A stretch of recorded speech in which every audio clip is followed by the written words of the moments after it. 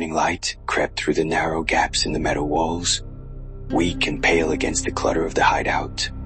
I stirred on the thin mattress, still heavy from the night's intoxication and the adrenaline of the neon streets. Miller was already moving, gathering our factory uniforms and boots to return them to their concealed storage, muttering to himself about tidying the space, when a small box slipped from his grasp and clattered against the floor. The lid tilted just enough. Components spilled briefly across the metal. Valves, connectors, small and precise and entirely familiar. They were identical to the ones I had calibrated the day before, the same pieces we produced on the assembly line. I said nothing. Miller gathered the uniforms without seeming to notice my stillness, leaving the box and its contents unremarked. I let the moment settle like an unspoken question and carried it with me out of the hideout. We retraced our path through the tunnels. The morning light barely reached the cold concrete, and the air smelled of oil and damp metal, familiar, oppressive, and oddly steadying after the brief freedom of the hidden city. At a narrow corner, a figure emerged from the shadows, tall, lean, wearing yellowed rags frayed at the edges and stained with grease, hair matted, eyes sharp and darting between the tunnel walls, as though every shadow might conceal something worth taking. My pulse jumped. I recognized the look, the same weathered rags, the same predatory stillness as the men from the road 2 nights before. Miller's hand pressed against my shoulder before I could react. "Don't," he whispered. "They're common here. Just keep moving." I matched his pace, heart still hammering, and didn't look back. Inside the factory, everything was as usual, repetitive, meticulous, relentless. My headache worsened against the frenetic pump and roar of the production room. At some point, Mr. Ellison looked up from his notebook. "Are you all right, operator?" "Yes, sir." "Everything is fine. Everything must be fine, even when it isn't." Miller wasn't at the canteen. The clatter of trays and the hiss of dispensers felt hollow without him.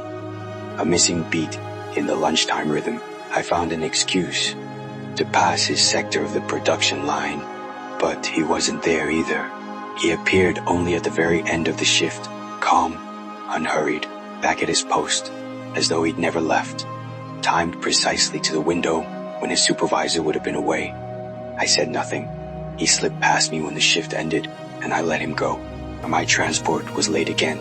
I managed to board, pressed in by the crowd, and rode back in silence. At the metal shack, I dropped my bag and reached for a scrap of paper and a pen. There was nothing else to do with what was pressing against me, till Samantha Wright from E-41,729 Beta District, Tudor's Preparatory School.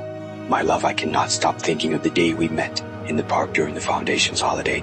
I remember the exact spot, the symmetry of the paths, and the geometric pattern of sunlight on your dress. That day, I felt completely, never, imagining the labyrinth of choices and sacrifices that awaited us. These days, I ache for us to be together, yet the decisions were unavoidable. Our son could not remain with us. We had to send him to EIP, the Early Integration Program, shortly after his first birthday. Then you received that relocation opportunity, and together, these arrangements earned the credits we needed to acquire goods and ensure Sam's education. Still, I cannot summon gratitude.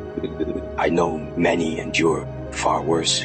We have a roof over our heads, nourishment, stable labor. The corporation provides for our family. Though distance separates us, we remain tethered, a unit in spite of everything. Lately, nightmares have visited me. We are stranded in the wilderness, without badges, without guidance. Sam cries. I cannot find sustenance or water.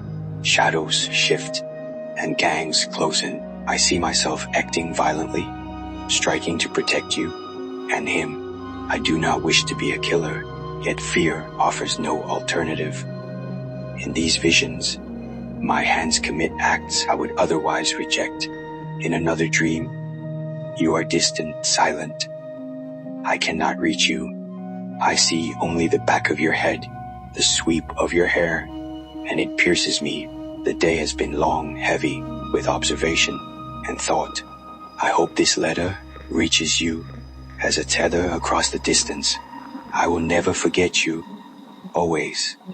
42.